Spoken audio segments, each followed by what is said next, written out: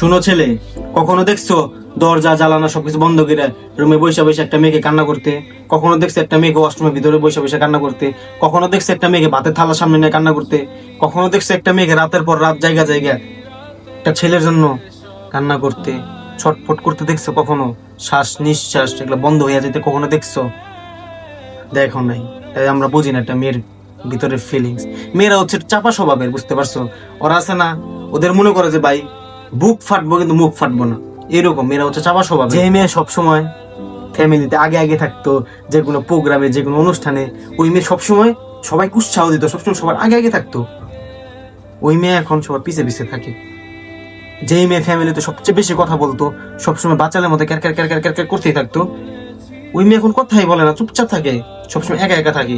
যেই মেয়ে সবসময় সবার সাথে একসাথে থাকতে ভালোবাসতো, সবার সাথে আড্ডা দিত, সবার সাথে হাসি খুশি থাকতো, এক কথায় বলতে পারো পুরো ফ্যামিলিটারে যে মেয়ে হাসি খুশি রাখতো, ওই মেয়ে এখন একা থাকে।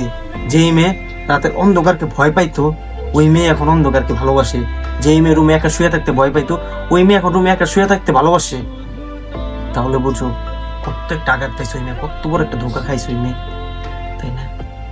যেই মেয়ে বাড়িতে তার কাজিনরা আসলে ওই মেয়ে কত খুশি হইতো, সবসময় তাদের সামনে সামনে থাকতো, তাদেরকে নিয়ে এটা করতে, কখনো এটা করতে, কখনো এটা রান্না করতো, কখনো ওইটা রান্না করতো, এখানে ঘুরতে যেত, ওখানে ঘুরতে যাইতো।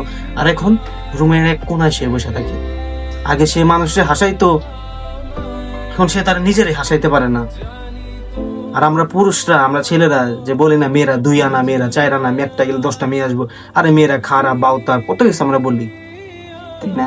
বেশটা পর্যন্ত বলি আমরা একটা মেয়েকে। আর ব্রেকআপ হলে তো কোনো কথাই নাই, ব্রেকআপের সাথে সাথে আমরা মেয়েকে গালি গালাজ করি, মেয়ের সম্মানে আঘাত করি আমরা।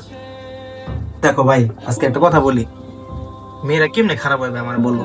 দেখো, একটা মেয়ে যখন তার বাবা মার গর্ভে আসে, তখন সেই মেয়ে ওই বাবা মার বাড়িতে ইমান হয়ে আসে, ইমান ইমান। ওই মেয়ে যখন আস্তে আস্তে বড় হয়, তারপর ওই মেয়ে যখন বিয়ে হয়, তখন সে যে বাড়িতে যায়, ওই বাড়িতে সে সম্মান নিয়ে যায়। ওই মেয়ে যখন একটা বাচ্চার মা হয়, আর মা মানে কি? মা মানে হচ্ছে জান্নাত। তাহলে বলো, মেয়েটা খারাপ হইলো কই? মেয়েটা ভাওতা হইলো কই? মেয়েটা বেশ্যা হইলো কই? আমরা ছেলের একটা মেয়েকে ভাওতা বেশ্যা বানাইতে বাধ্য করি। আমরা ছেলেরা আমরা পারি একটা মেয়েকে ভাওতা বেশ্যা বানাইতে, আবার একটা মেয়ে পারে একটা ছেলেকে গাঁজা কর গাঞ্জট্টি বানাইতে। Same same but different.